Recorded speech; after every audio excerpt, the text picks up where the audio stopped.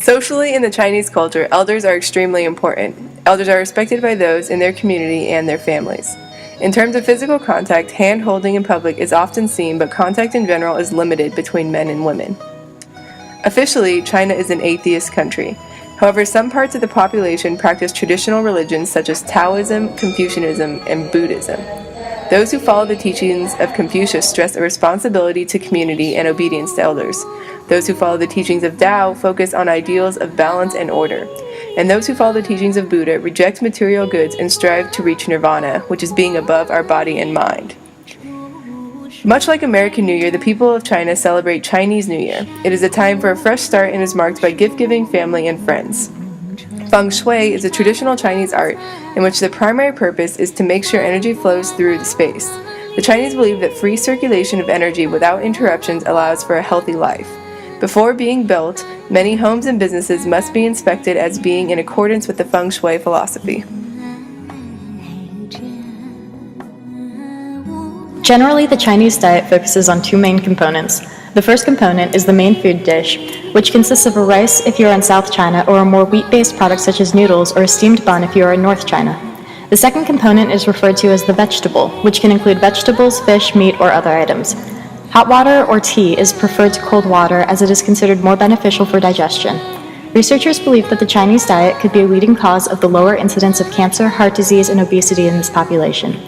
Many foods are associated with being either yin or yang and may be consumed or avoided in an effort to maintain the balance of these opposing energies. There are many Western gestures we use that may be rude or derogatory in China. For example, pointing with an index finger should be avoided. An open hand gesture is preferred. Similarly, using a finger to beckon someone is rude and signal instead with the palm downward using a waving motion. Whistling is considered rude, as is showing the soles of your shoes. Shrugging shoulders, winking, and the OK signs are Western gestures that are confusing to the Chinese people. The Chinese have difficulty saying no outright, favoring more discreet terms such as maybe or we'll see. Keep in mind that the Chinese are not fond of being touched by strangers, but a good handshake is still grounds for making a good impression. Let's make Missy proud by avoiding these Chinese handshaking taboos.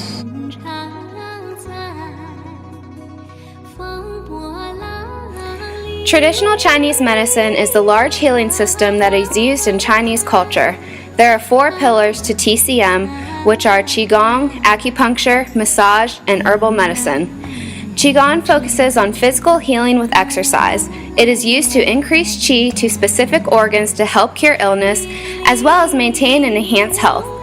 If qi circulation is kept in balance, it is thought to be effective in preventing illness as well as extending the lifespan.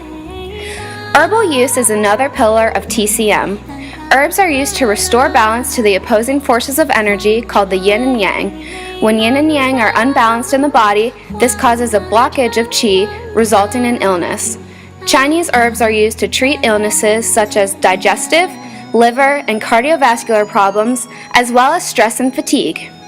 Acupuncture is one of the oldest but still common healing systems in the world.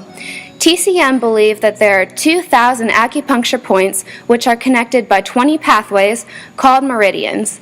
These meridians conduct energy between the surface of the body and its internal organs. Acupuncture is believed to keep yin and yang in balance by correcting qi energy flow in the body. In TCM, massage normally accompanies Qigong. Massage is thought to enhance the flow of blood, energy, and bodily fluids from the outside, while Qigong does this from the inside. Massage accelerates the ability to captivate energy from the body. China has a subtropical climate and the temperatures can reach extremes in summer and winter. Spring and autumn are very pleasant periods in almost all the regions. There's a rapid industrialization and population growth, which has caused environmental issues in China. Beijing has big industry and heats with coal, which causes the air to have extreme high levels of pollution in winter months. There are some similarities in health problems between China and the United States. Smoking is a huge problem in China. It claims about 1.2 million lives a year, and the tobacco industry is a $100 billion business. Going along with that, smog is a huge problem, especially in big cities. China's culture is conservative, and a lack of sex education is giving other health problems. There is a lack of knowledge of contraception, and the results are climbing numbers of abortions in young women. In the past, China was concerned that it had too many children to support, so the government put in the one-child policy.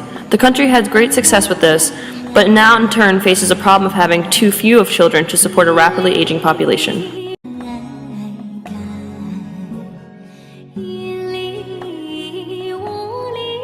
In 2010, 13% of the Chinese Americans were uninsured. However, a lack of insurance is not the only issue Chinese Americans have faced in gaining access to healthcare in the United States.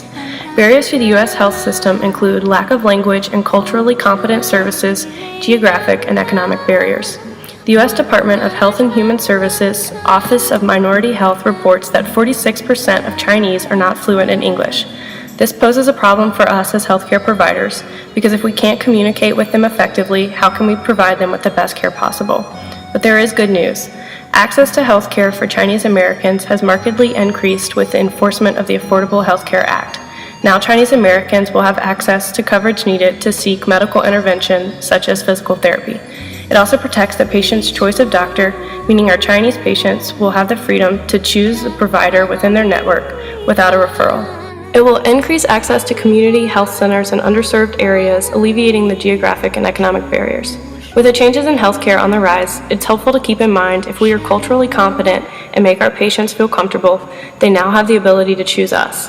A community that seldom obtained medical interventions in past years is beginning to gain access, and what a difference we can make in their lives by understanding their culture a little bit better.